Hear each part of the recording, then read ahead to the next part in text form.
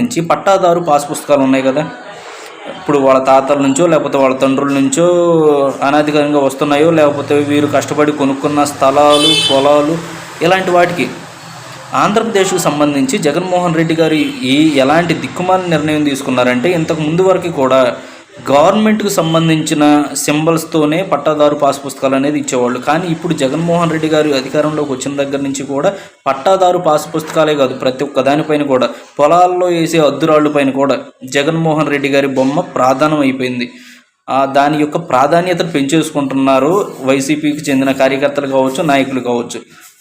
ఇప్పుడు పట్టాదారు పాస్ పుస్తకం ఏదైతే ఉందో దానిపైన కూడా జగన్మోహన్ రెడ్డి గారు తన బొమ్మ వేసుకొని వాళ్ళకి పట్టాదారు పాస్ పుస్తకాలు ఇవ్వడం అయితే జరుగుతుంది. దీని ద్వారా ప్రజల్లో చాలా వ్యతిరేకత అయితే వచ్చింది. ఎందుకంటే వాళ్ళ తాతల తండ్రులు కష్టపడి వీరికి ఇచ్చింది కావచ్చు, లేకపోతే వీరు కష్టపడి కొనుక్కున్నది కావచ్చు,